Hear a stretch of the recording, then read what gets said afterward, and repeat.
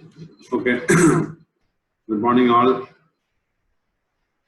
Today's class is going to be on flap technique for pocket therapy.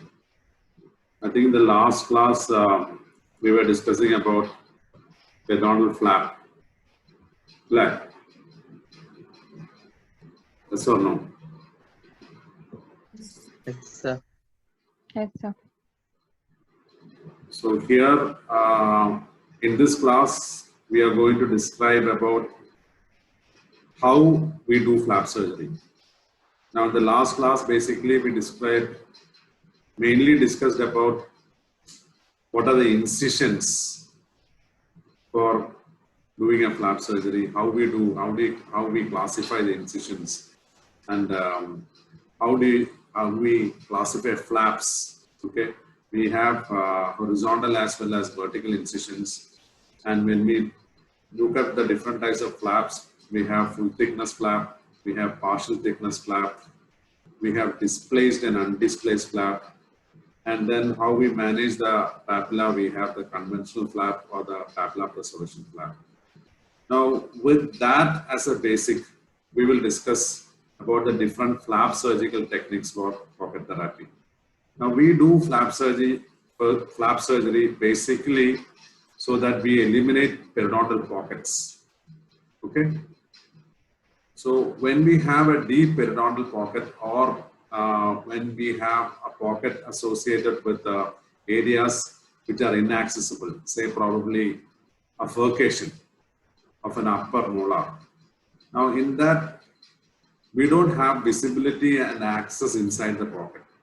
So to gain visibility and access to remove the pockets and see the pocket wall or the root surface, we need to reflect the flap. Okay, so for that, we are doing a flap surgery. The initial phase, we are doing a preparatory phase. In the preparatory phase, what we do is we do scaling and root planing, and then we recall and reevaluate the patient. We recall the patient after a period of probably 1 month, and then we again recheck the pockets. And if we find that the pockets are still persisting, we'll go about doing a surgery. Okay. Now the basic idea of surgery is to remove whatever deposits that are attached to the root surface. So in deep pockets, we are not able to access the deposits and we are not able to see the deposits. So for that, what we do is surgically separate the gingiva so that we have access as well as we can visualize what is seen on the root surface. And also along with that, if you want to do any procedure to regenerate the periodontium by means of or regenerate or resect the periodontium, that is reshape the bone or to grow bone and other tissues, that is regenerative periodontal surgery, that also can be done by means of flap surgery. So that is the basic idea of flap surgery.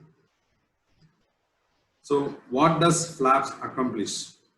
Now, as I said, accessibility. So you have, once the flap is being reflected, you can clearly access with all your instruments, you can access the root surface.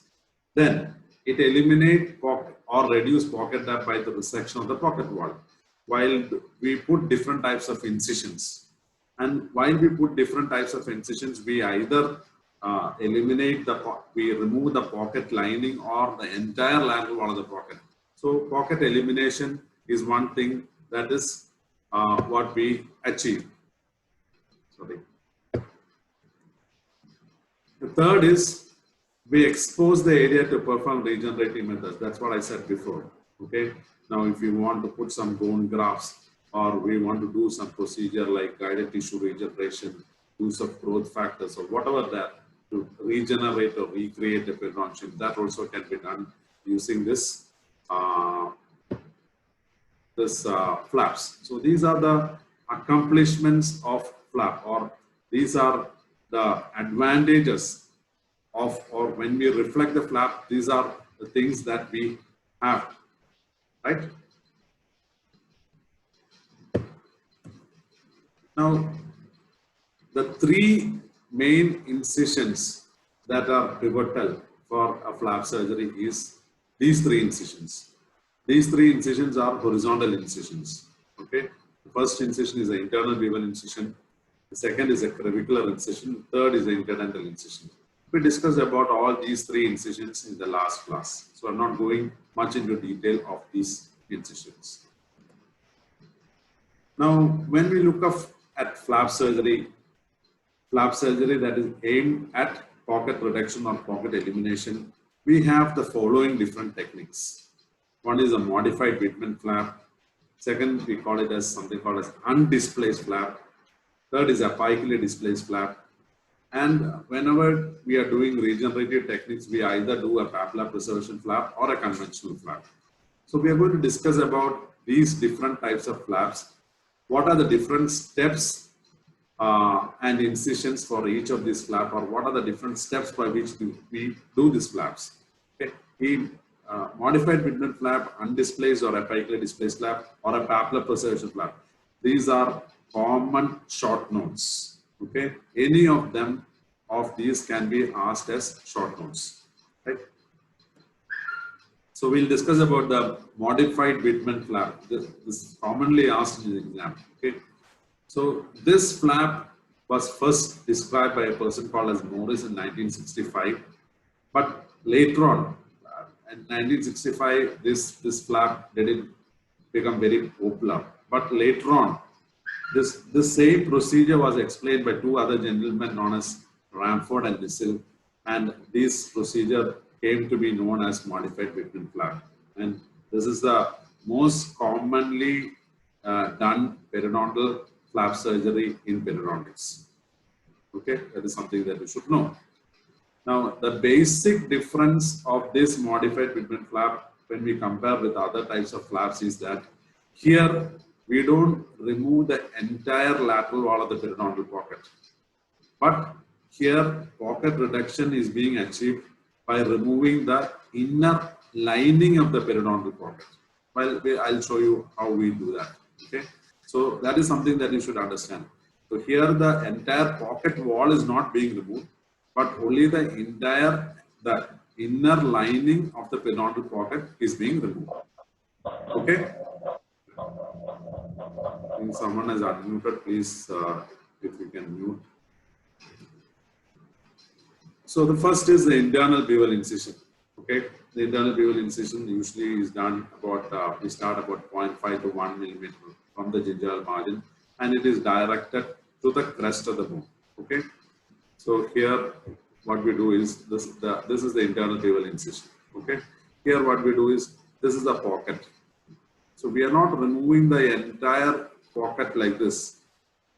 So what we do is we put an incision here like this. So this part of the pocket, the inner lining of the pocket is being removed. Understood? So this from about 0.5 from the gingival margin, we put an incision, use a BP blade, put an incision, and this is directed to the crest of the bone. Now here, this is the bone here. So this is directed to the crest of the bone. So that is the first incision or the internal bevel incision. Now after that, from where you have done the internal bevel incision, what you can do is just using a periosteal elevator, just try to reflect this gingiva a little bit so that the little bit of this bone is exposed. So that is the second incision. Reflect the gingiva using a periosteal elevator. The third is you can put a clavicular incision. It is through the gingival crevice all around. You just put an incision like this, go like this all around. So this incision is known as clavicular incision. So first is internal bevel incision, then you reflect this gingiva, then you put the clavicular incision, and later on the interdentally you can excise by means of interdental incisions. So the third incision is going to be interdental incision in the interdental areas only, right? Now this is the interdental incision. For that we use an instrument which is known as, it's a gingivectomy knife that we use for the interdental incision. It's known as an Orban's knife, Orban's periodontal knife, and it's a spear shape. spear-shaped instrument that is used for interdental incisions. All other incisions are being done by means of BP blades and handle. We either use a number 15 or a number 11 or a number 12 BP blade. But here, the interdental incisions are not made using a BP blade, but we use a periodontal knife, that is usually a gingivectomy knife, which is known as Orban's periodontal knife, and it is spear shaped. So these are the three incisions. The first incision is the internal bevel incision. Then you just slightly reflect the gingiva. Then you put the clavicular incision. And third, in the only interdental areas, from the buccal as well as from the palatal aspect, you just put a horizontal incision and by means of a periodontal knife, Orban's periodontal knife. Now here, after that, this whole tissue, interdental tissue, that is being removed. And then you can see this root surface that is clearly exposed. Root surface is exposed, the underlying bone is exposed here. So now what you can do is you can, whatever granulation tissue that is present here, you can cure it from that. Whatever calculus or any accretions that are present on the root surface, you can clearly remove. You can use an ultrasonic scaler or a hand scaler first. Then what you do is you should do a root planing. You do a root planing using curettes, Gracie curettes. Properly curette that area. You just make sure that all the root surfaces are very smooth. And once you are sure that all the deposits have been removed and the root surface is clearly smooth, then what you can do is you can slightly irrigate that area, okay, and then you close the flap. If you are doing any surgical procedures, if you are doing any regenerative procedures here, what you can do is you can put some bone graft or other regenerative materials like membranes or whatever thing, and then you can close the flap, right?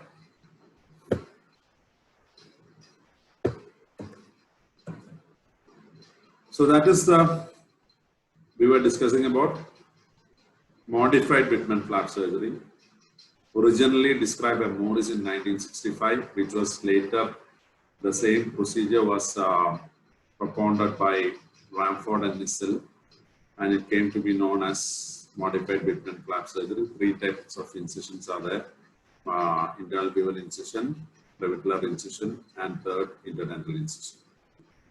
Now, the basic difference, as I told you before, between the modified Whitman flap and other type of flaps is here only the inner lining of the periodontal pocket is being removed. Okay. Now, the second type of flap, we call it as undisplaced flap.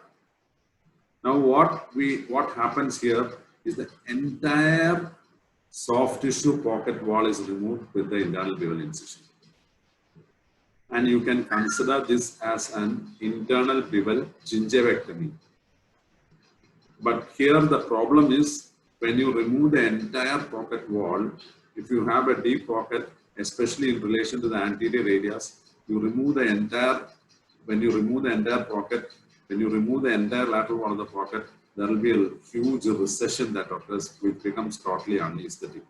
So only in cases where there is remaining sufficient amount of attached gingiva present after removing this pocket lining, you have to select cases accordingly, right?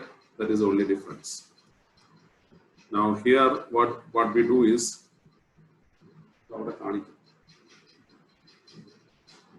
here what we do is, we measure the pocket. Okay, use a periodontal probe, you might measure the pocket. Suppose you find the pocket is about 5 millimeter. Now you take the probe outside the pocket on the outer aspect of the gingiva. Corresponding to that 5 or 6 millimeter, you make a bleeding point on the outermost aspect of the gingiva. Have you understood that? So you mark the pocket, you measure the pocket, and corresponding to the pocket depth on the outermost aspect of the gingiva, whether it is 5 millimeter or 6 millimeter or 7 millimeter, you make a bleeding point on the outermost aspect of the gingiva. And your internal bevel incision is going to start from that bleeding point. Okay, and then all the other in the modified bitumen flap surgery, we did an internal bevel incision about 0.5 millimeter from the margin, and then it was directed towards the bone. Here, corresponding to the bottom of the pocket, we are making an incision, we are putting a bleeding point, and from there, we are making an internal bevel incision to the bone. So the entire pocket wall is being removed rather than the entire pocket lining. Okay. Then the steps are similar. You just give a, just reflect from there, put a clavicular incision, interdental incision, remove that whole band of the gingiva, and then whatever we said before, you can degranulate that area, you can clean the root surface well, debride the area well, irrigate well, and then you can close the flap. So this is undisplaced flap. Now these are the these are the different incisions. Now this 1 and 3 here. Look here. Here we have a pocket till here. This is the pocket. Okay. So here what we do is in modified bitumen flap surgery, 0.5 millimeter from the gingival margin, you start an incision, internal bevel incision, and it is directed towards the bone. So only this band of tissue is being removed. Understood? But here in undisplaced flap, this is the pocket depth. This is the pocket. So corresponding to this bottom of pocket, here you make a bleeding point. This pair, this corresponding to this border pocket, here you make a bleeding point. And then you start your internal bevel incision into the bone. So here, this whole band of tissue is being removed. When you remove this whole band of tissue and then finally reflect this flap and close this flap is going to come and rest almost here. And when it comes and rests almost here, this whole area is going to be exposed and there is a lot of recession that is going to take place. Understood? So here, what we in modified bitumen flap surgery, we are removing only the pocket lining. All the relatively unaffected gingiva is being spared. But if you are doing an undisplaced flap, you are removing this whole of the gingiva. That is why it's called as an internal bevel gingivectomy procedure. So basically, you should have, if you do, suppose if a patient comes to you with about 7 millimeter of pocket in the anterior region, and if you are doing an undisplaced flap, is 7 millimeter of your gingiva you are removing. And that 7 millimeter of recession will be there. That tooth will be so long there. Can you imagine that? Of course, the pocket is removed. The periodontal pathology is being resolved. But you have created a defect there which is totally unaesthetic and unacceptable to the patient. So this cannot be done. So basically, only in mild cases where you have sufficient remaining attached gingiva, you do this undisplaced flap. In all other cases, you are doing modified bitumen flap. So that is the basic difference between this modified bitumen flap and undisplaced flap. I hope you have understood. Is there any doubt in this? Anybody?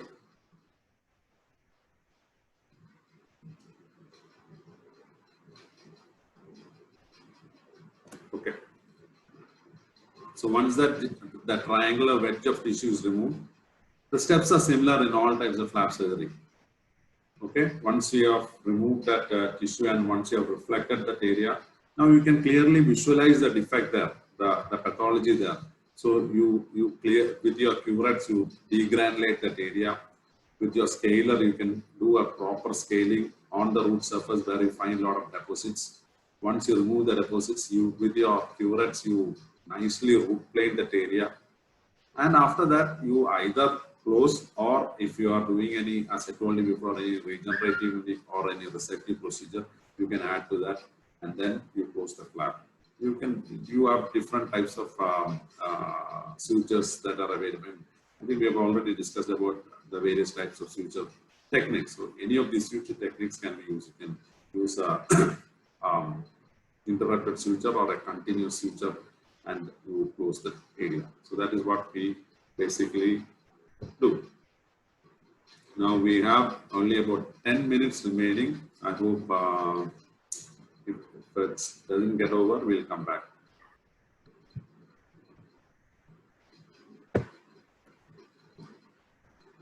Now, there is something with palatal flaps. Now,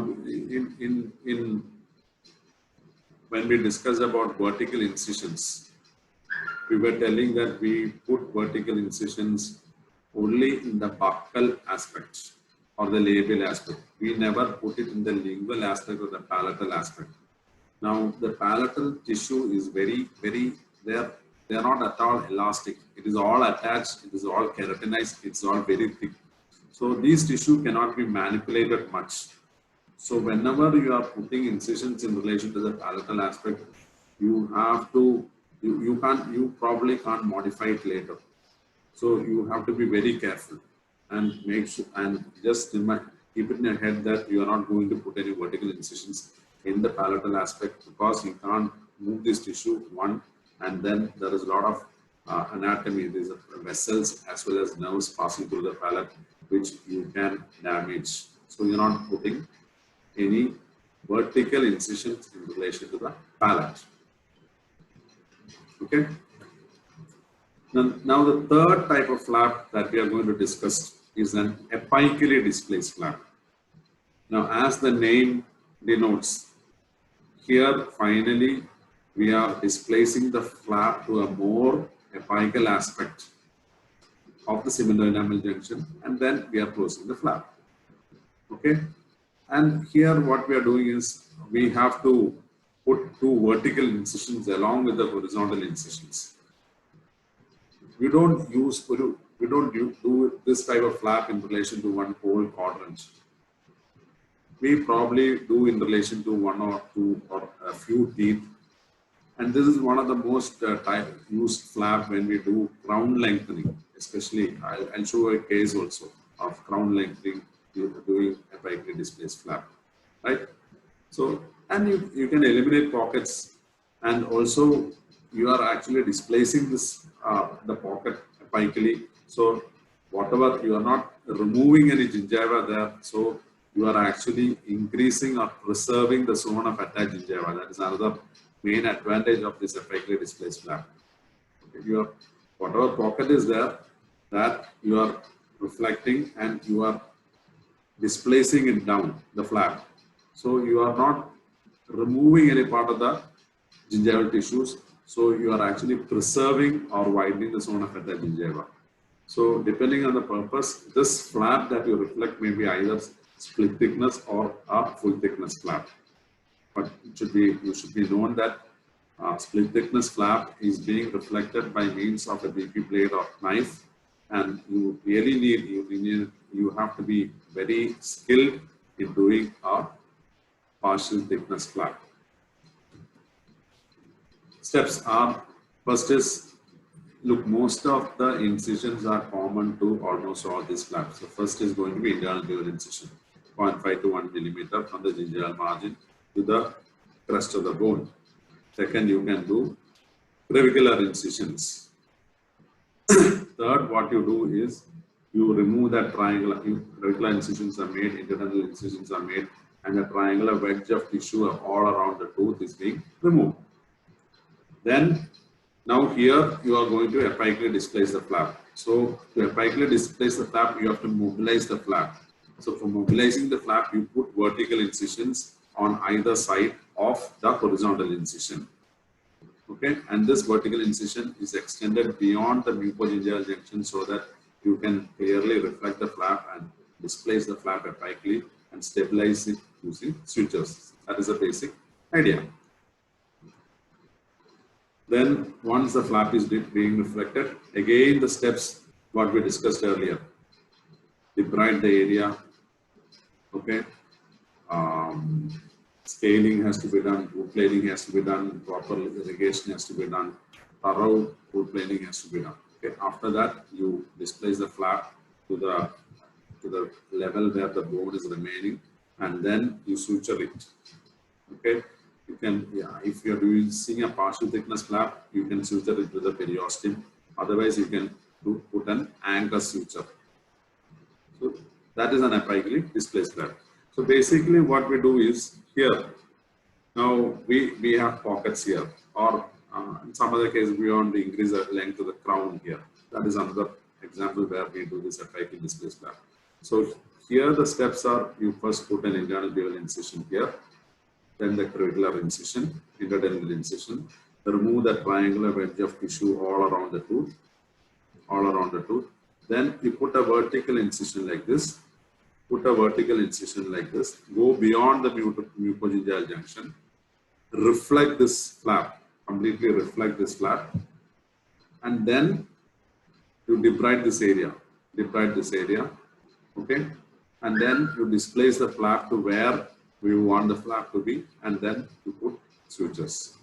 Now these are in relation to vertical incision. These are anchoring sutures you can put into the periosteum. And here, if it's a partial thickness flap, directly into the periosteum, you can put the sutures, or you can put an anchor sutures like this here. So that is basically what we do in apically displaced flap. And suppose you see this case, you can see that this is these three, the fracture occurred to these three too. Okay. Now, endodontic treatment was done. You can see the GP points coming up, projecting out. Now, this we needed crown lengthening.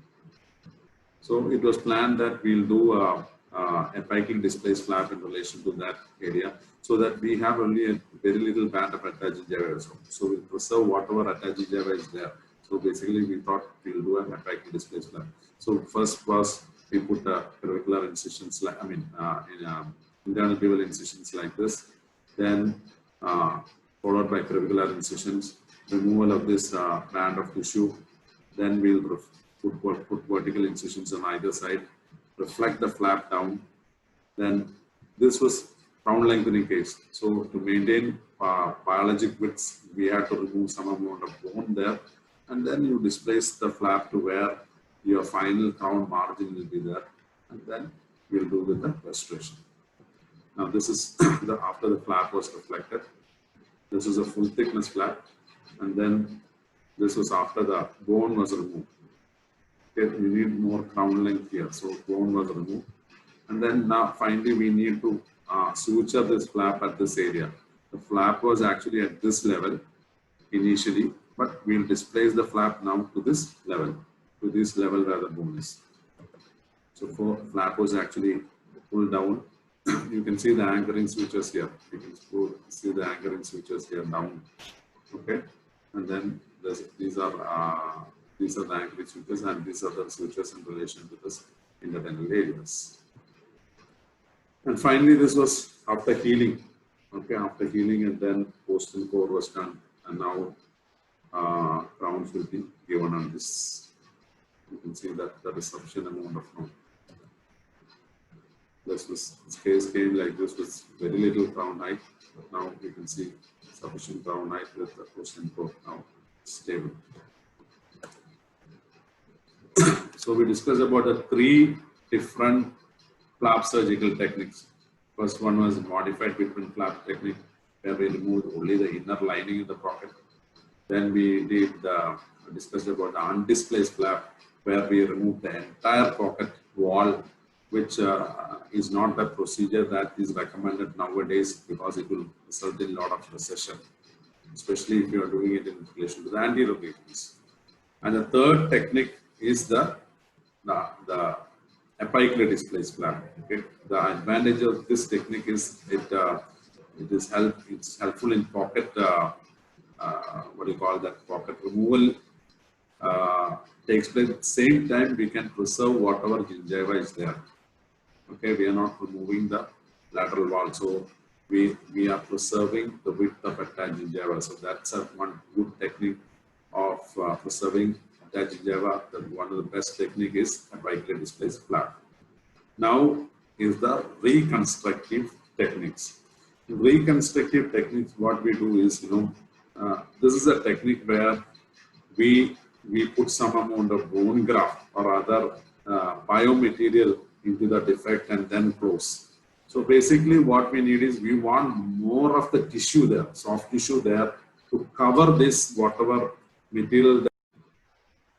Now, papilla preservation flap is a type of procedure. I think we have already discussed about the procedure when we discussed about the different types of incisions.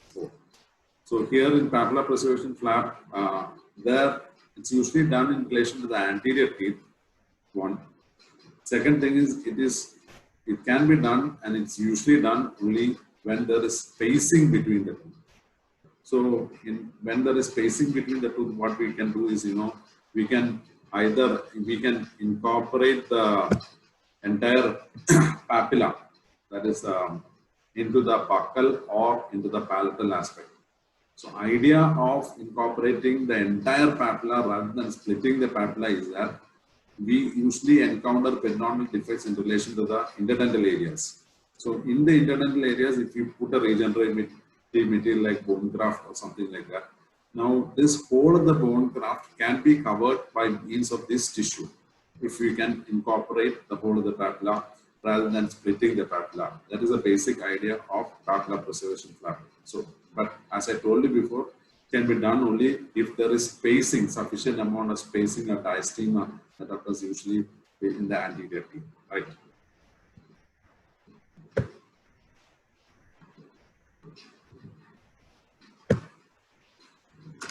Now steps are, what we do is, this is the papilla preservation flap. So this is a buccal aspect, this is a palatal aspect. The first thing that we should do is, you should put clavicular incision all around the tooth. So you put clavicular incision all around the tooth, and then you decide the papilla is going to be preserved on the buccal aspect or the palatal aspect. So that is something that you have to decide. Now here what we do is we are preserving, we are putting an incision in relation to the buccal aspect. So when this papilla gets reflected, this whole of the thing will go into the palatal aspect, right?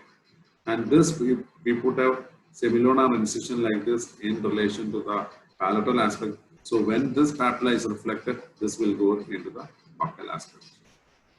So if you have a defect like this in the interdental area, you put a lot of bone graft. When this come back, this whole of that area, that graft is being covered by means of the gingival tissue. So that is a basic advantage of this papilla preservation flap. Now there is not much spacing here. This is not an ideal case, but this is a case that is in the textbook only.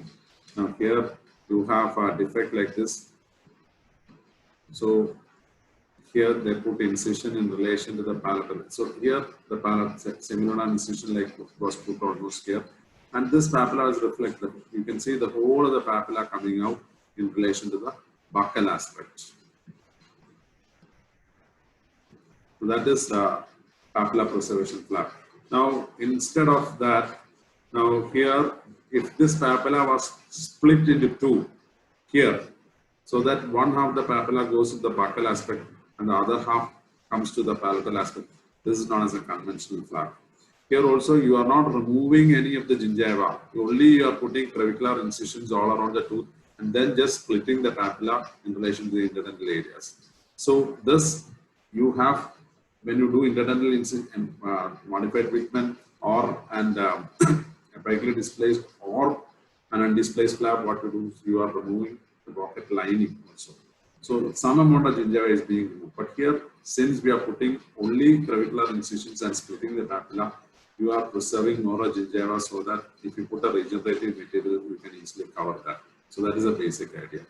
So that is the end of this chapter for you. That is flap technique for pocket therapy. So basically, you should understand the different steps for doing the different types of flap surgery, namely modified Whitman, undisplaced, apically displaced flap, papilla preservation flap. These four techniques you should by heart. This can be asked as an essay question for you. Okay, so